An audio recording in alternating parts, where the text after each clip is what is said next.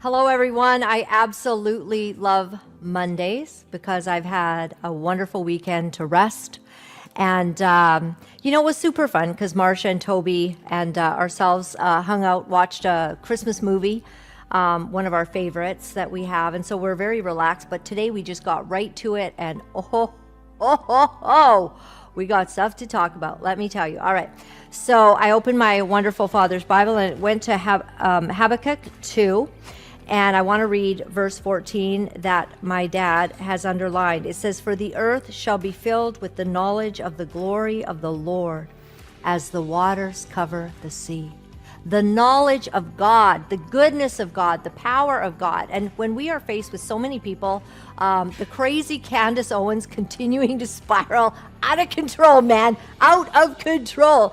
I just have to laugh at what every time she's putting out there. Oh, it's the Egyptian plains. Oh, it's the all the close people at TPUSA. It's the people under the pipes where Charlie was sitting. It's all cray. Rob McCoy, I'm sure he is Pastor Rob McCoy. I'm sure his life is going, what happened? Because she is just calling him out at every turn, and his son and all of that. But in the end times, there's going to be knowledge that is going to increase. That is what the Bible says. So the important thing is to have knowledge, to have discernment, to have wisdom. And my dad, he's so amazing. Like, he was a missionary. So I was born in Uganda because my mom and dad were missionaries. And he has, beside this verse, "For the earth shall be filled with the knowledge of the glory of the Lord as the waters cover the sea," he has mission works. He lived to evangelize and bring the power of Jesus Christ to the world. And I want to carry on that mission. God is great. He's everything that we need. Okay, so some fun things. The Restore Conference, Julie Royce, she has had the most incredible drops. Can you imagine what this is going to be like when we get there in 2026? This is April. It is going to be so much fun. And she's a fantastic person. She pays such a big price in order to get the truth out, to get knowledge out.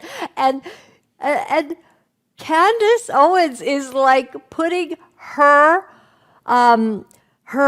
articles up on her show. I'm texting Julie. I'm like, "You hit the big time! Woo! Candace is quoting you. I hope that your viewership's going up." Or they'll start hating her. I don't know. It depends, which one you think is right. So Dallas 2026, April 17th and 18th. That is my daughter's birthday. And I'll be missing that because I'll be down there, but we've already talked about it. We're going to go and see Shrek. No, not Shrek. What are we going to see? The big production, JT? Super fun. All right, we have a very serious show, so we don't have time for all of this tomfoolery, actually. And I wish, I need everyone to focus. Let's focus today. All right, we also have a little Daystar blooper. Well, I call it a blooper, but I think it was just their show. But it's like a blooper reel. It's Joni and Doug and the blooper reel. Let's play that. My hope is in you all day long. So if you got a false accuser, feel sorry for them. And you were talking you were talking to me this weekend about hope. I was. Yeah, because no matter what's going on, you should never ever lose your hope.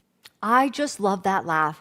I mean, it's a very distinct laugh, and that's why Tracker dude at Daystar, the guy who put a tracker on Jonathan's car without his knowledge, he knew that Joni was going to marry a dude that he didn't know, he couldn't see his face, but he knew he had a distinct laugh.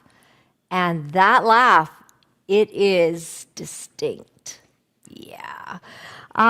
So I do agree that false accusers should be very aware. When you falsely accuse your own son for being rebellious, when you falsely accuse a beautiful young man like Jonathan and his gorgeous wife, Susie, for not standing with you when in actual fact you spiritually abused them shamefully, and you accuse them of being the ones who've destroyed Daystar. Shameful. I'm looking forward to getting into part 2 because I was only able to give sort of the diagnosis of part 1 on Friday because it was so long. But what we're going to see coming up is lie after lie after lie by Joshua Brown. What is it about Joshua and Joni where they protect each other? Why would Joni continue to protect this predator dude? What is it? Now, it is interesting. You know that I love Israel. And even Netanyahu knows Joni because Daystar gives so much money to Israel that, you know, they're known personally by Netanyahu. And I want to show you the clip. Now, I am actually excited about this. And I am asking Daystar to please donate everything you've got left to Israel and receive that blessing for that. Stop buying homes with the money that you pocket.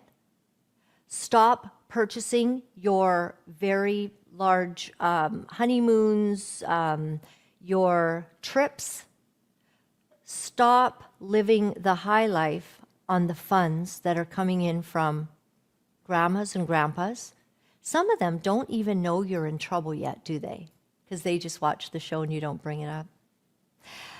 It's interesting, but I'm just asking, would Daystar, I think it would be a good thing if you would actually donate the bulk of what you have left of your $600 million that was sitting in the bank when Jonathan was exited out for being a righteous young man. Let's have a look at Netanyahu praising Joni. The battle for truth. And I can think of no one who can carry this battle alongside with us, no one who can do it better than you on this channel. Thank you, Joni. Thank you, Daystar. I mean, wow. Does Netanyahu know that she's had such scandals? Kind of thinking he does. I'm kind of thinking someone has sent him a link. Probably in his upper circle saying, by the way, there's this big thing going on in America. You know that woman who gives us tons of money and loves to come here and hobnob with us? Yeah. Oh, she married her friend's husband and she's covering the SA of her granddaughter. She just had this huge cover up. She refuses to see it. And she parades an alleged pedophile every day on their show. You know, do him and his wife kind of sitting there reading the Israel news of the day, right? Thanking God for peace at this time, somewhat. Do they just sit there and go, you know, ooh, wow, what is this about? I think they might.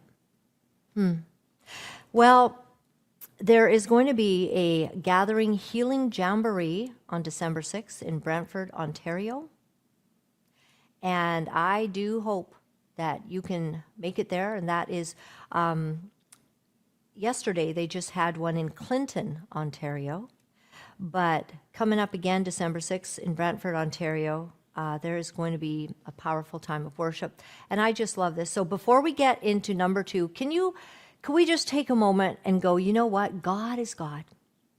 And He is able to help us to come to a place where there shall be justice in the land. And part of the ways that we welcome in God's amazing presence is through worship.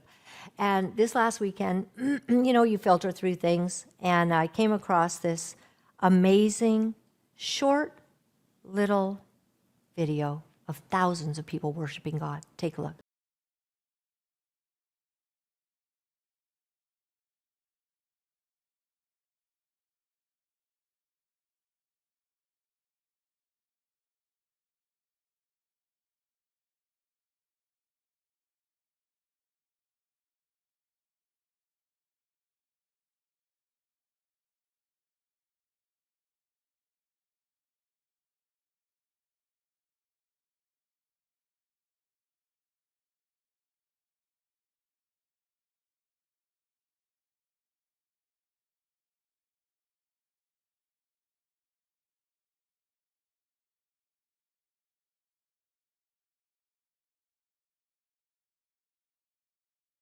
Wow, absolutely beautiful. That is rapturous. So we've got a humdinger of a show. It's going to be incredible. Let me just tell you about gold and silver right now. Many of you know some very big changes happening with gold and silver right now.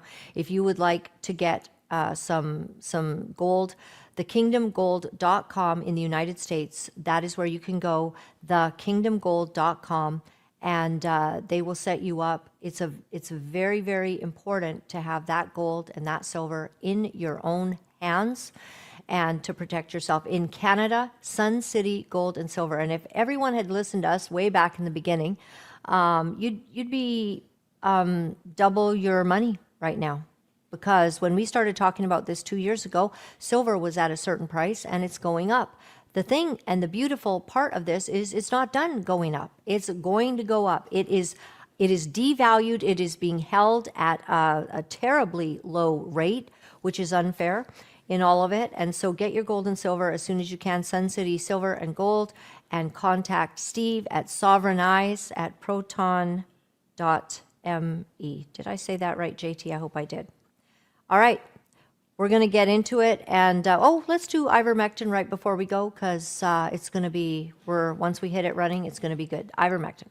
Hey there, many of you would value getting your hands on some ivermectin, hydroxychloroquine, or fenbendazole. Contact Mia at SozoHealth at proton.me. Okay, without waiting any longer, let's get into the second part of sort of the autopsy of Joshua Brown. Now, we have done our very best to just bring it down to the key places, because we've all seen this now, but we brought the key places, and I have some interesting facts that you wouldn't know. I got those facts from Jonathan and Susie directly. This is blockbuster, and we do urge the Colleyville Police to do justice and reopen the case. Well, we are in the prayer courtyard, and today let's draw encouragement from John 17:15, where Jesus prays, "My prayer is not that you take them out of the world, but that you protect them from the evil one." Understand this truth. This is what I want y'all to understand. God did not place you in this world to be overwhelmed.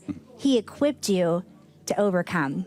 You are here on purpose, for a purpose. And when the storms of life rise, and they will for us all, trust me. There is a storm, and I predict that it's going to get stormier. Let's continue.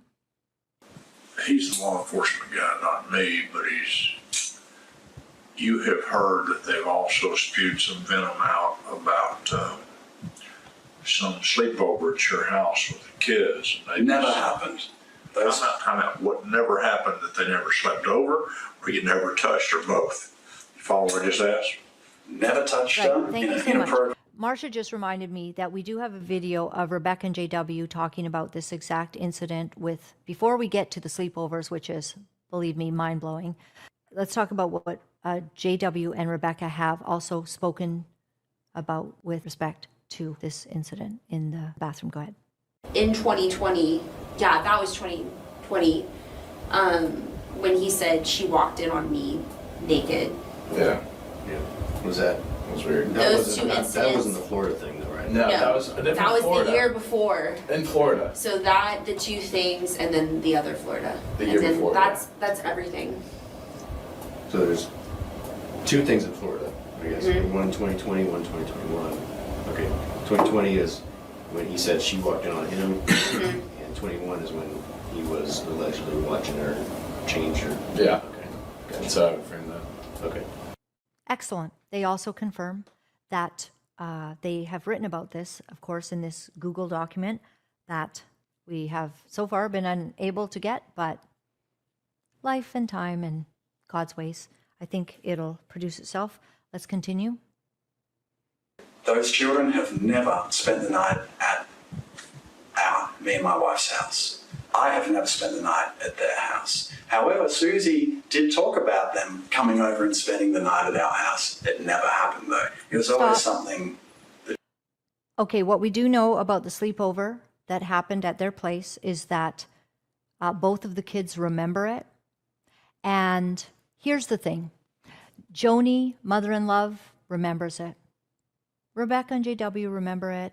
Rachel definitely remembers it because she talked about it on set. So people were putting in the comments that they had seen the episode where she said that Jonathan and Susie Lamb's kids had stayed over. So find that in your archives. Maybe we can find it. Tell Google anything and it Chat GPT or Grok is coming up with it all. We need to find that. But the thing is that the sleepover happened. Susie wasn't happy about it, but because Joni was putting a lot of pressure on her to, just like be inclusive, like, treat Rachel like family and just, let your kids go over, like, don't be so protective, because Susie and Jonathan's, their natural instinct was for, no sleepovers, don't really want to do this. So this is early on, of course, before all of these other incidences have happened. Although Susie not being comfortable with Joshua just standing there watching her change the baby's diaper when she was little, that had happened. Here's what we do know. The family knew about the sleepovers. And here's who really, really knows: Joni Lamb. And Joni Lamb has to live with the fact that right now her son-in-law is lying. Your son-in-law is lying and you know it. You know there was a sleepover. What kind of dude doesn't remember that? The sleepover is known by Joni Lamb. Joni Lamb knows. Your son-in-law right here, he's lying. Now, you're not going to get any help on seeing the truth from Redwig or any of those mamby-pamby ladies of yes women that you've surrounded yourself with, but you know. Susie's got a lot to answer for. You said Why? She mentioned it, like you mean talking about media stuff. No, she, back in the day, would be like, oh yeah, that'd be a great idea, you should do a sleepover. The sleepover never happened. Never happened. I want to say one more thing about the sleepover, if I could. One of the reasons that this is such a very strong emotion as well is that Susie had a sleepless night that night. She was very concerned about it. She didn't feel good about it, like a mother's instinct kicking in. She did not like that she had, sort of allowed it to happen. She wished that she hadn't, and she was upset that whole night. She just wanted to get her kids back. And I remember this feeling when my daughter went to a person in our church and went for just an afternoon. I called there 3 times. I never did that. I was not an overprotective parent, but I called there 3 times that afternoon. And later that man, he went to jail for being a pedophile. So a mother's instinct is very powerful. That's another reason that she has a strong recollection of how this sleepover happened. It's interesting that Rachel probably needs to be questioned on this, Rebecca and JW, and also Joni Lamb. This was spoken about. Okay, let's continue now on to the next topic. Circling back to 2021, you said there's a family meeting. Yep. Who was all in that family meeting? Marcus, Joni, Rachel, my wife, Jonathan, Susie, Jonathan Weiss, Rebecca Weiss. I believe that was everybody. Like, what was? It was very traumatic for me because I had gone from being the favourite uncle, not knowing any of this craziness, to now being accused of trying to look at someone getting changed.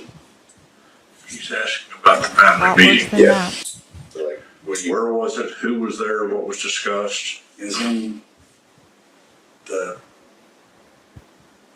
maybe the basement, but it's not a basement, but Was it like a common area? like Was like a it a big games room. room, a small room? On the same level, I Was believe, it- as the Oh, a garage. different level? Oh, garage. But, I don't play pool. know, I believe it had a it's pool just hard to table. I know don't play pool. Which I'm room terrible at exactly it, this at meeting balls. happened in? Is there curtains? Just wondering. And it has, that other game that you throw stuff down along. Shuffleboard? I think that might be it. That's an American game. It's a game room downstairs there. Yeah. And so we had it there, and it was like my world got shattered that day, detective. I bet. It was it was like getting punched in the back of your head with no warning. So what was exactly discussed in there? Like, 'cause I think you said that, because after that incident at the City View thing with Israel in the room. And my son Judah. Yeah, and your son Judah. But, like, what was discussed in that meeting? Downstairs.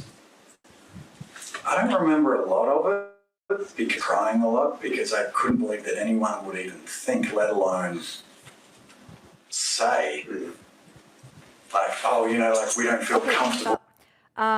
He wasn't crying. He wasn't crying.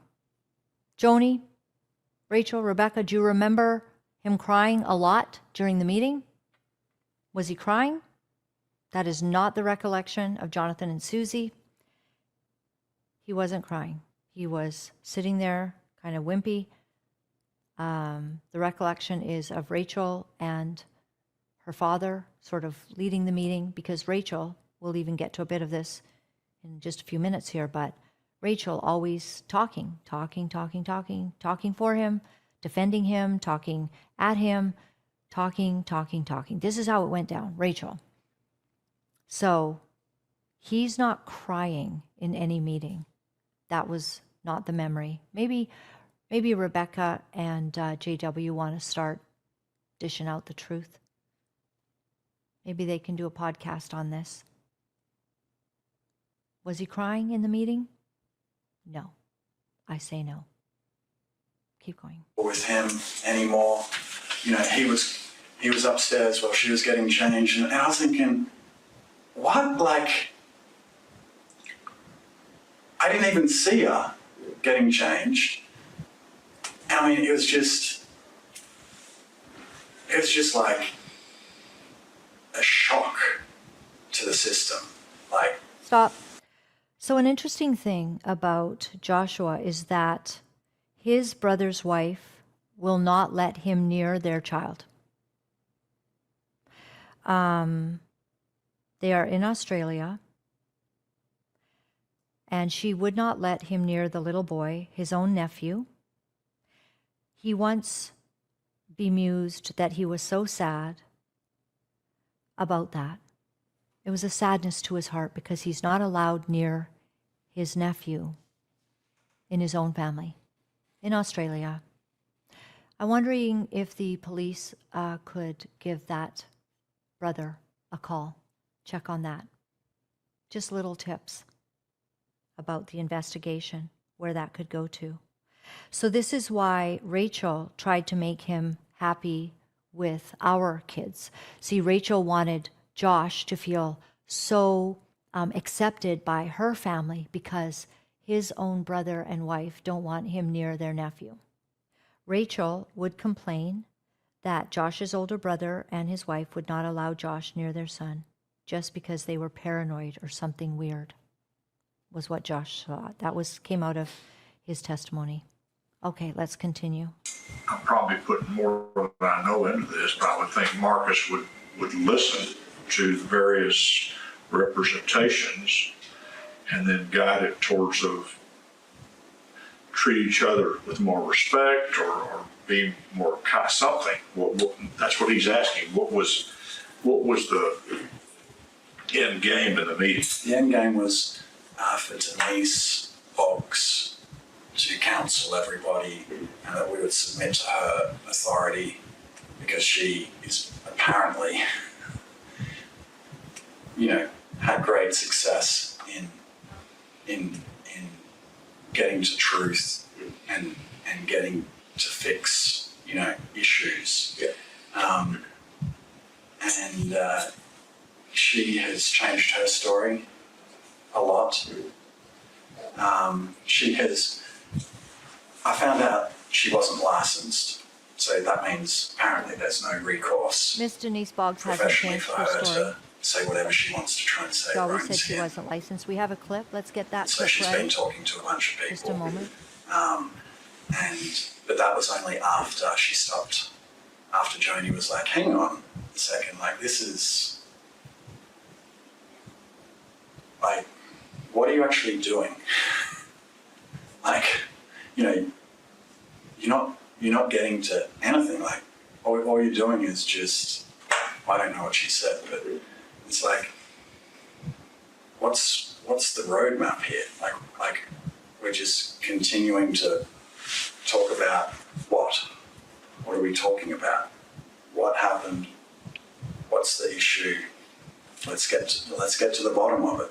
Are you talking about, was she doing like, Denise, was she doing like group sessions or something? She was doing group sessions and individual sessions. I was required in the drop of a hat to fly out to North Carolina with my family. Rachel was pumping. Do you have children? Did your wife nurse or pump or? I know you're struggling. My wife was pumping every 2 hours. I have to love the way the Lamb Pumping on girls the plane, love pumping to pump. walking through the airport, pumping very in healthy the for rental babies. car to drive however many hours it is into the... No, we've had many meetings with Denise. Denise has made a lot of money in this. It's apparently quite profitable. She hasn't made any money. So Florida, She hasn't made any money. She lost Poppy's house. She doesn't get paid. I've been emotionally raped and abused by this woman. Let's go back to your family. Let's go back. These are very big words. I've been emotionally raped and abused by this woman. He's talking about Miss Denise Boggs. The questions that he can say that she's asked are, tell me about your childhood. Tell me, like, have you struggled with pornography? Have you been faithful to your wife? These are the questions that he refers to as being raped and abused. These are the examples he's about to present. I know he wasn't able to withstand the getting asked any questions because Rachel answered for him with Miss Debbie Lenhart. Let's just continue. To your childhood. Let's do this. Let's do that. You know, have you ever watched porn? Do you still watch porn? You know, like all this. Oh, you know, have you ever looked at another lady? You know, as you're walking down the street. You know, have you ever cheated? Have you ever done this? You know, it's like craziness. And crazy to be but asked anyway, that in a Christian environment according where to Denise, allegations are being made. it's time for family reconciliation because Josh didn't do anything. And what they previously said is based on nothing. No evidence, no credibility. All of this right here is nonsense. And Miss Denise Boggs and Debbie Lenhart were extremely concerned about what Josh's role had been. Denise Boggs was in prayer with Rebecca and Susie and Jonathan and JW before the beach house. They were in prayer that God would reveal if there's a problem. And on this beach house trip, Joshua follows the girl up to the bedroom. So it's time for family reconciliation. We all need to move on. And my wife, Jonathan, was saying, how, he's going to be president and all of this, and, he feels like Rachel, doesn't accept that. And Rachel said, Jonathan, I don't want to become the president of Daystar. That's a lot of responsibility. I just want to do my thing and stay to myself. Everyone's, let me keep to my lane. The next thing Jonathan says shortly after is, Josh, I'm so sorry for putting you all through all of this. I'm so sorry. He starts crying. He asks if he can hug me. Well, he doesn't ask, he just gets up and we hug. He sobs on my shoulder. And then he asks if he can pray for me. And he prays for me. And something on the inside was like, this isn't over. And then the other thing on the inside of me was, how is... Okay, let me just say a few things about the family dynamic and his mocking way of an incredible gesture by Jonathan, having been told that Pete is exonerated. Marcus Lamb, Joni Lamb, come to him.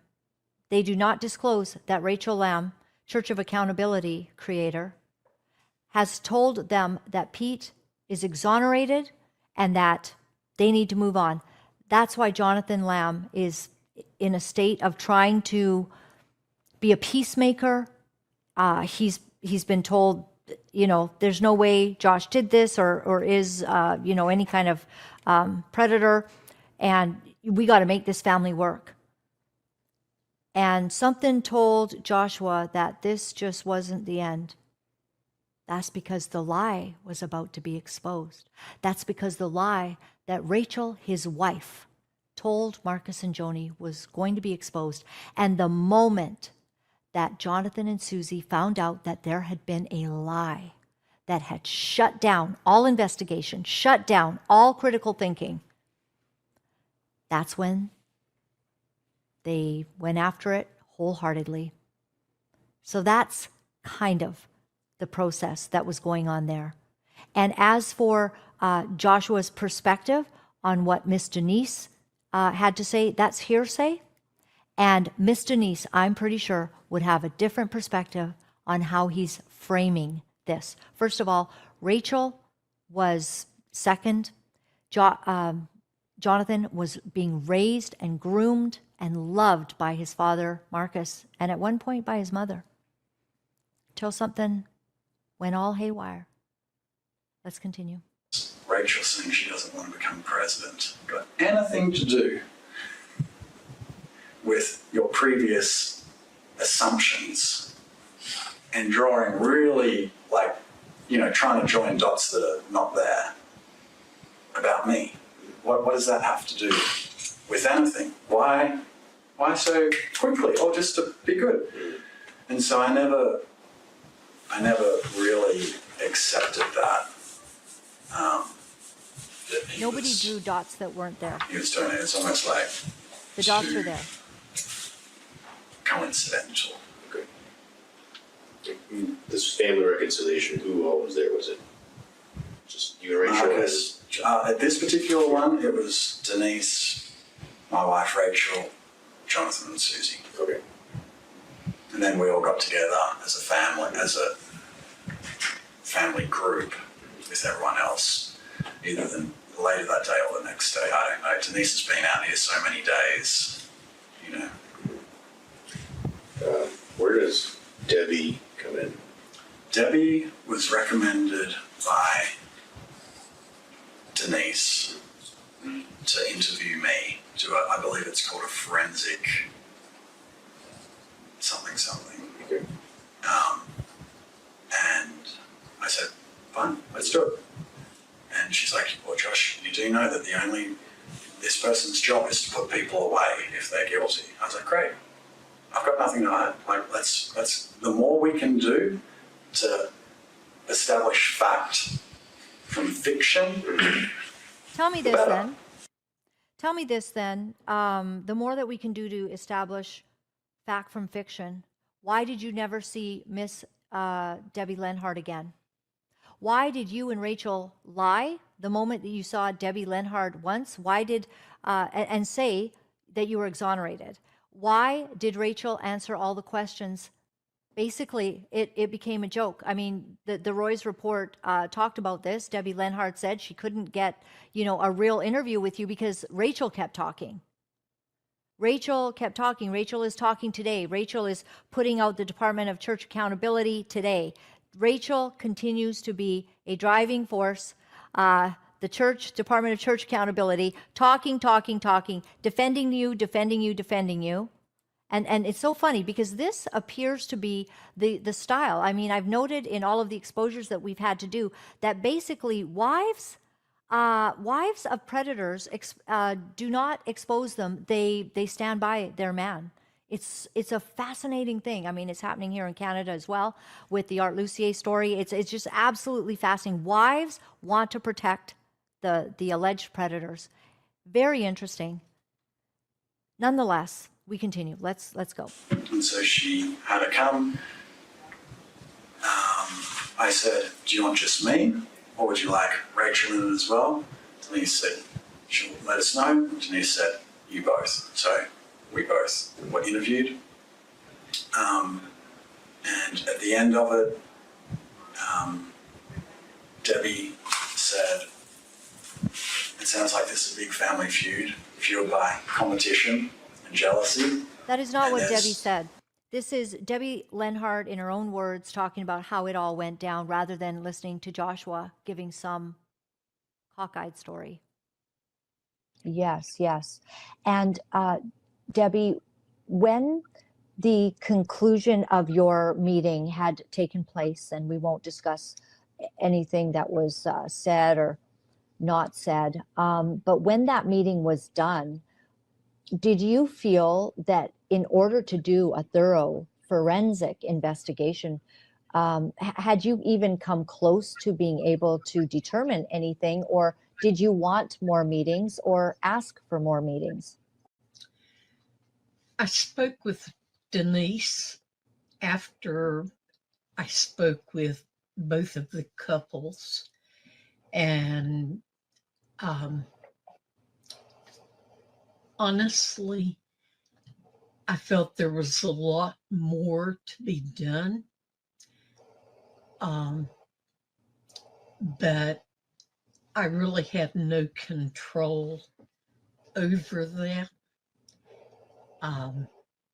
Denise simply told me that Daystar had gone in a different direction in handling that, so I assumed it was over.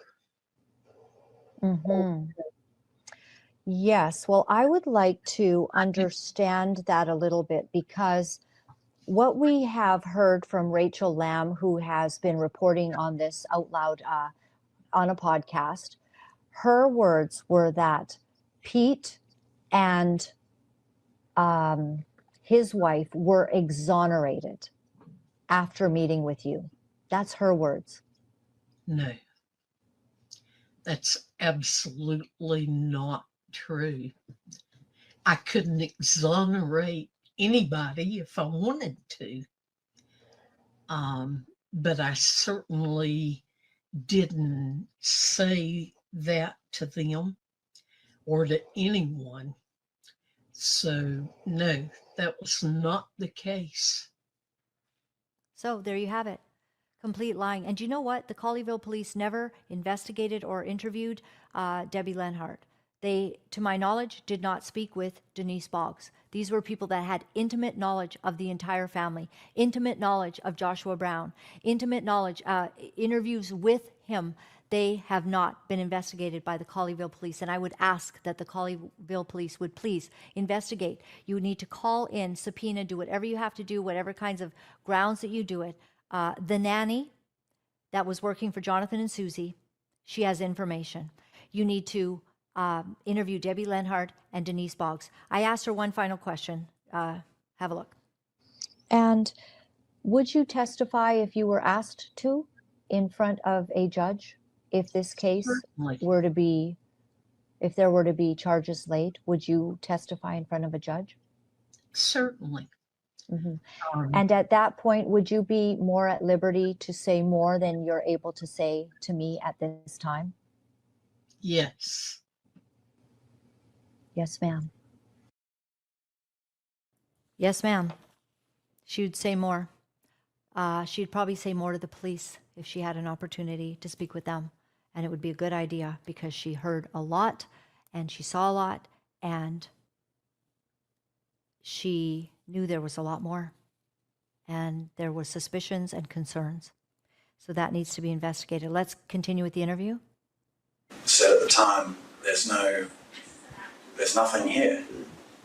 So we're good. I'm sorry, Josh, you had to go through this. None of that happened. And then Denise walks her out to the car, comes back, and I say, can I have that in writing, please? Okay. No. From Debbie Lenhart's own words, I'm sorry, he just said, I'm sorry you were here. He just said that Debbie Lenhart said, we're sorry you had to be here. There's nothing here, obviously. Your wife explained it perfectly for us in this last episode here. Yeah, Rachel did a magnificent job of defending you. There's nothing here. That is not the case. That is not the case. They were asked to return instead, And he wanted a letter. He wanted a letter basically saying he's exonerated. He continued to ask. Denise Boggs would not give him a letter because she couldn't possibly exonerate him. No one can exonerate him. He asked for, these letters. Even at the funeral of Marcus Lamb, he asked for a letter exonerating him from Denise Boggs, who could at no time give him that letter. Not even Debbie Linhart could exonerate him. She's an investigator. She takes investigation which is put before a judge. A judge can exonerate him. What we have is two women very alarmed to this day about Joshua Brown. They have not been interviewed by the Colleyville police. How is this investigation closed? I'll follow up with her, and she's like, oh, no, she's not going to put it in writing unless you fly back out and meet with her again and sign some forms and all that. No, you are never going to get a letter. Okay, we have to do the clip then. We have to do the clip on how they can't be exonerated. I think there's another one here. Okay, let's do 13C. JT, yeah, okay.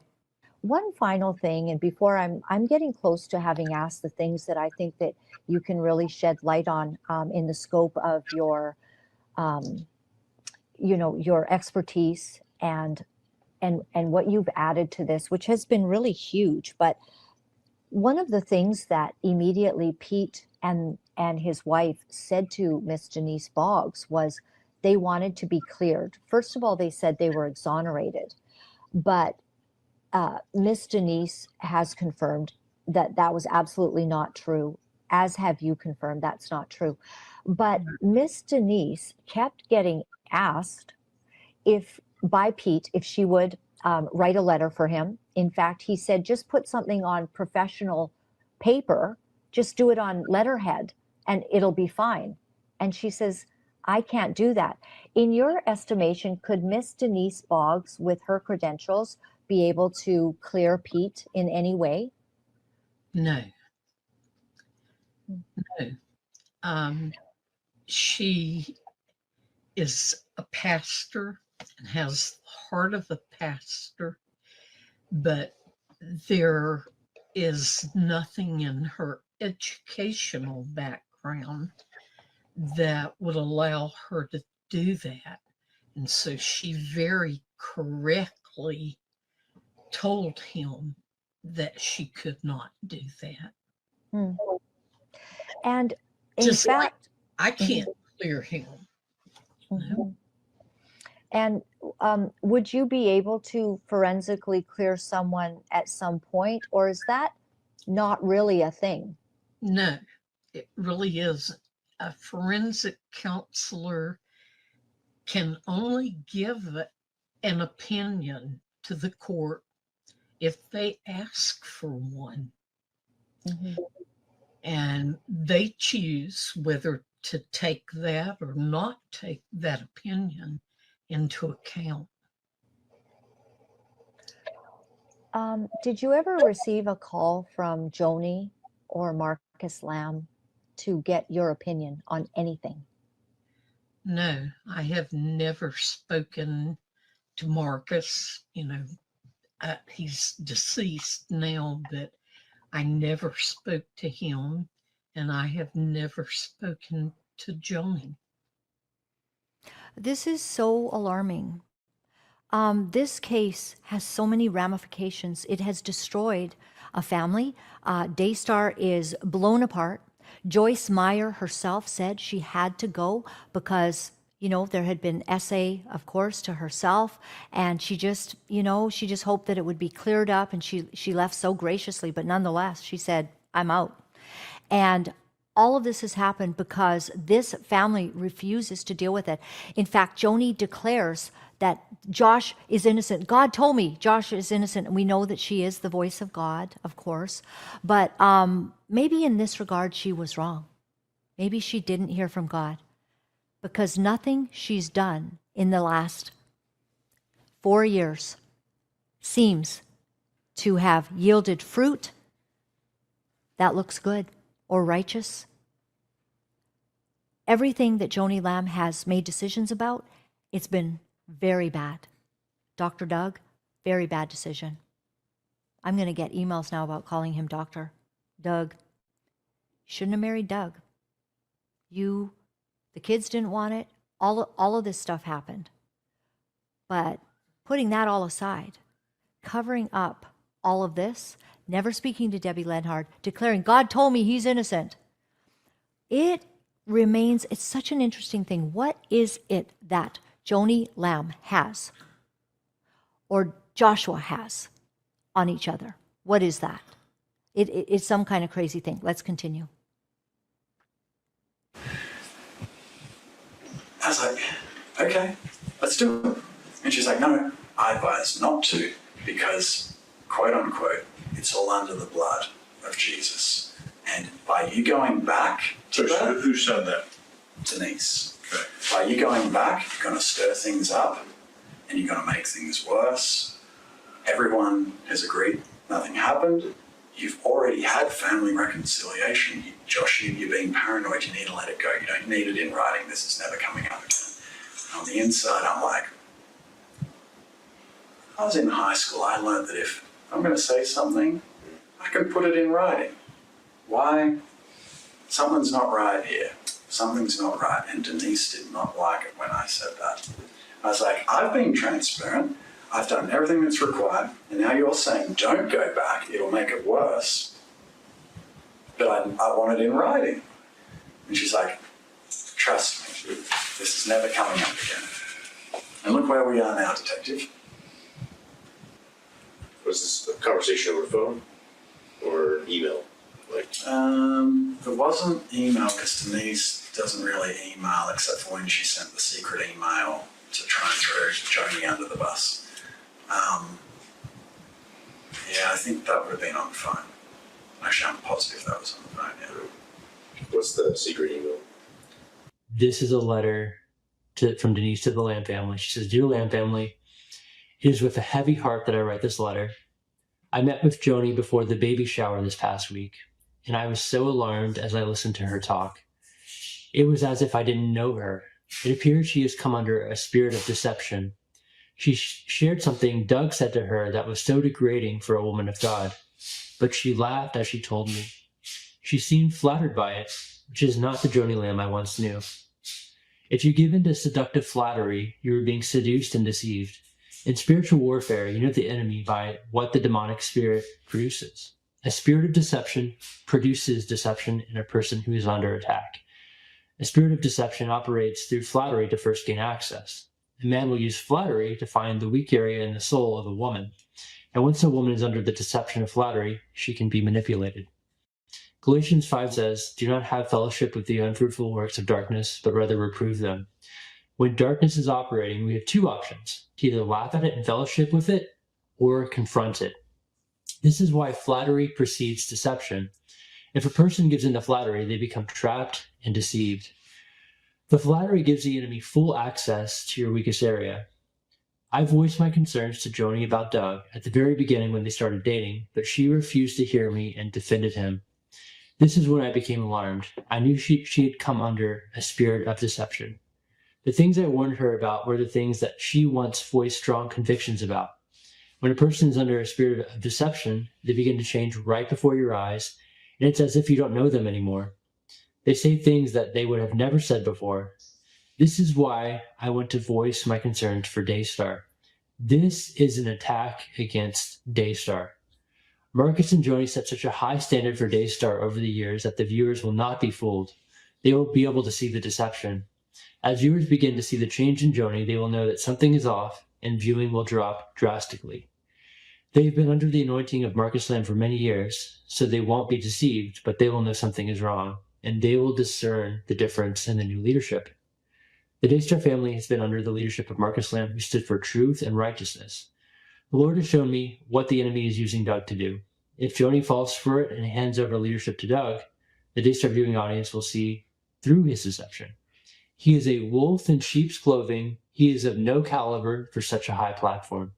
He's being used by the enemy to take Daystar down.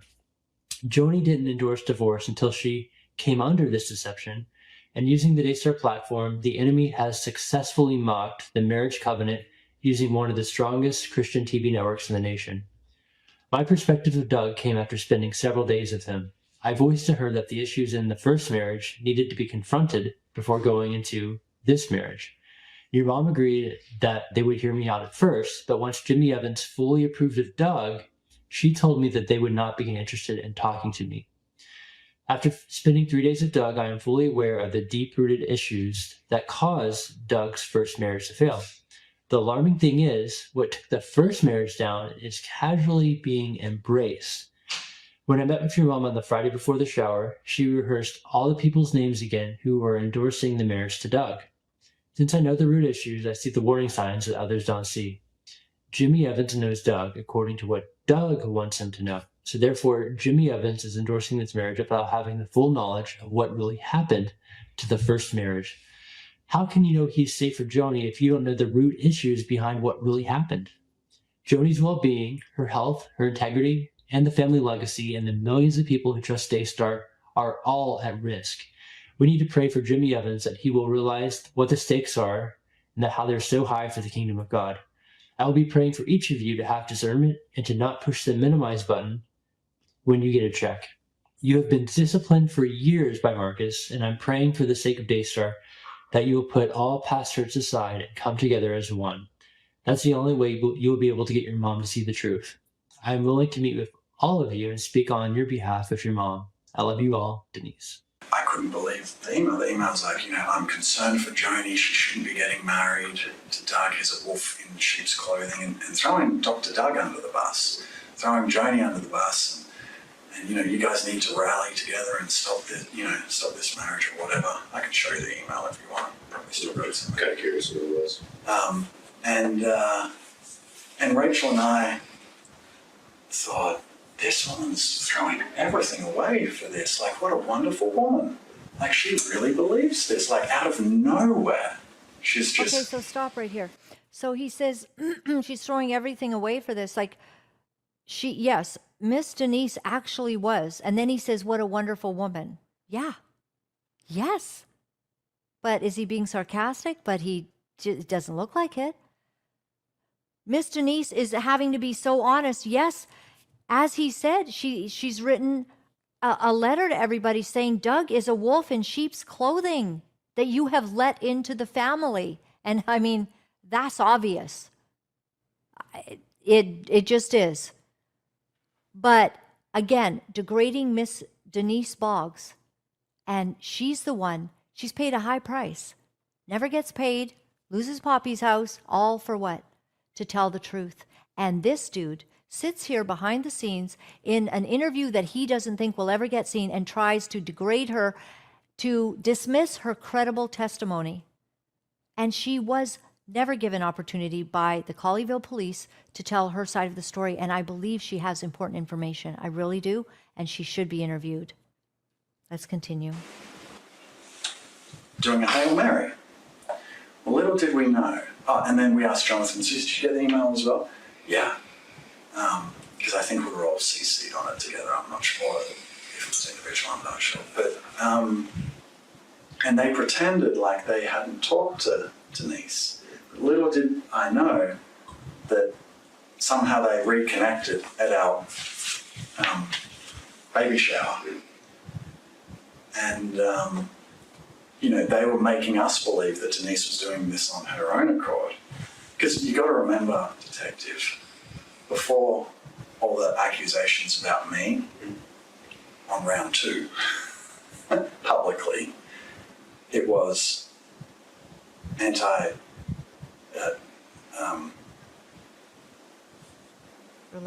religious discrimination, threat of legal religious discrimination lawsuit.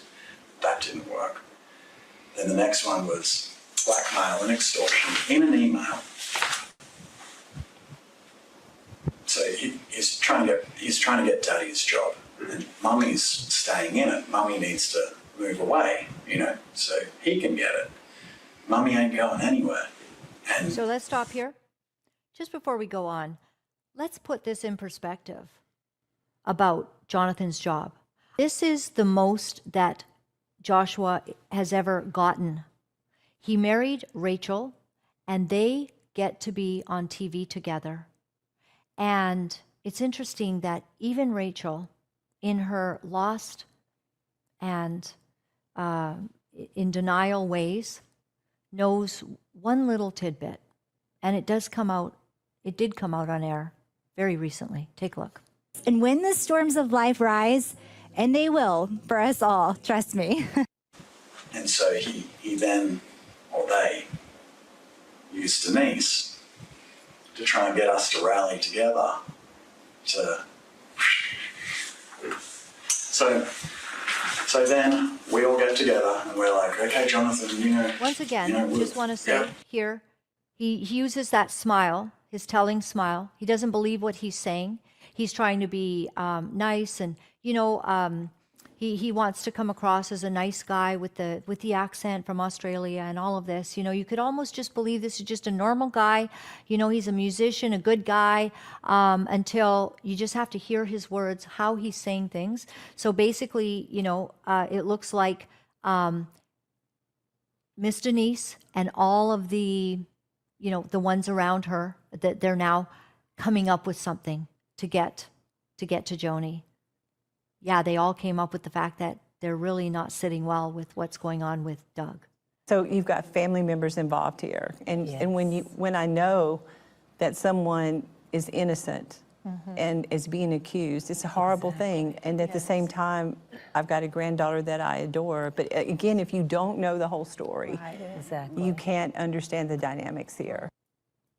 It is pretty hard to understand the dynamics. We're all together, lock arms. And then eventually the truth always comes out, and the longer things happen, the more we find out. And we were played, and I apologised to Joni. And I said, you can marry whoever you want. I'm sorry for being part of trying to stop you getting married to Dr. Doug.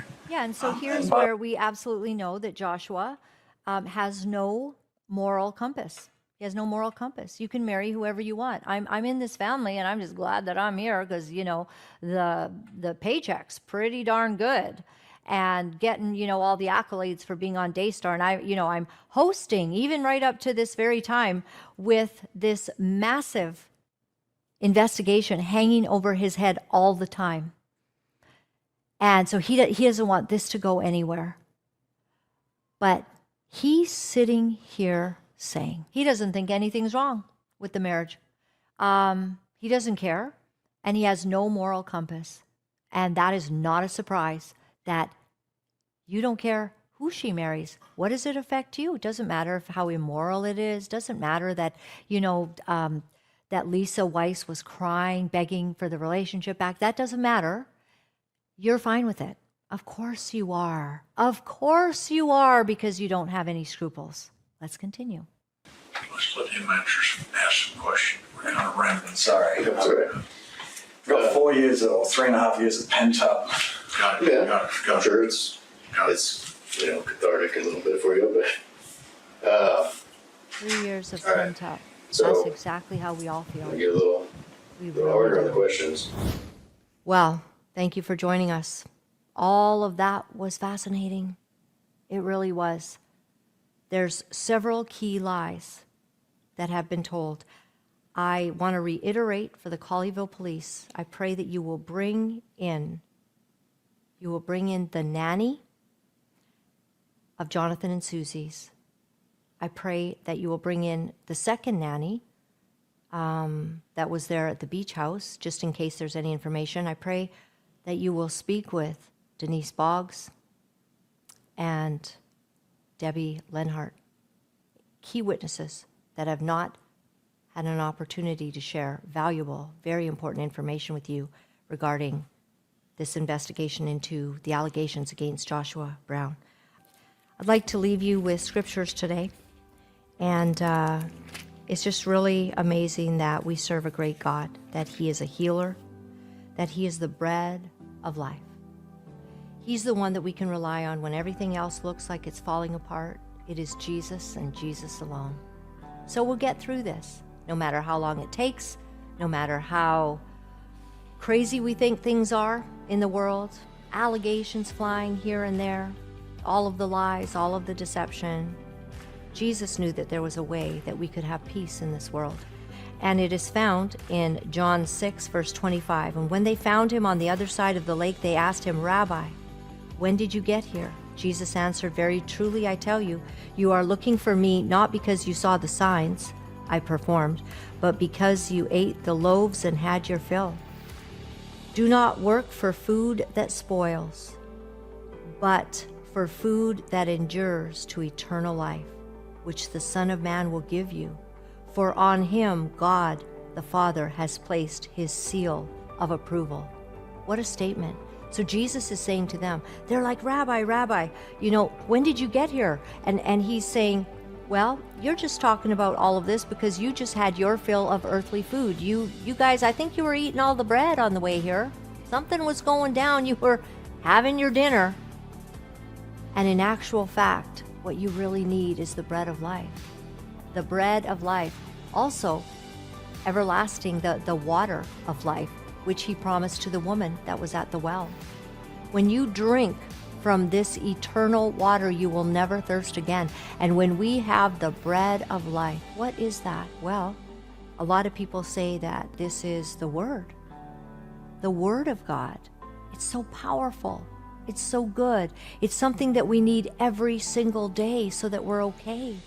Sometimes, there's different ways to get this bread of life into us. We can read for sure, and then your eyes begin to get bad and you start finding it hard to read. Well, no worry, because all kinds of neat things have been created where you can go to BibleGateway.com and you can literally listen to the Word of God. And you can listen on BibleGateway.com, the King James Version or the NIV. My favorite is Max. So find the guy, his name is Maxwell, I believe. He reads like a sort of an English, sort of deep voice and puts you right to sleep. Although you don't always want to just fall asleep when you're reading the Word. But here's the thing. It's so strange that often in the middle of the night, when I'm kind of tossing and turning and I've got my headsets on and I'm listening to the Word, I will wake up at this moment when there is this verse, and it is so powerful, and it gives me exactly the direction that I'm needing. Because there's something going on in all of our lives. We feel crisis, we feel stress, we feel anxiety. We don't know when the stories and the sagas that we're living will ever be done. And sometimes we even wonder where God is in the midst of it all. And the Word of God says he's right there. He stays closer than a brother. In fact, the Word says that he is near to the one with a broken heart. So if you have a broken heart going on, trust me, he's right there, right beside you, walking you through it. Yea, though I walk through the valley of the shadow of death, I will fear no evil, for you are with me. God's with us, and we'll see you tomorrow, everybody. It's not easy to deliver the truth of what our sick world is doing, but for some of us, we feel that we have no choice. Because if we are silent about these abominable things, then we are letting evil go unchecked, and we cannot do that. For those of you wonderful people who are writing me and are sharing your encouragement, I am deeply grateful. Thank you for all the letters that you've been sending. Thank you for the donations and the support. I found out that in order to speak the truth, you have to become very, very strong. If you would go to my website at www.lauralynn.tv, you'll find all of the ways that you can contact me. Remember, my friends, all is well. All is well. Thanks for joining me.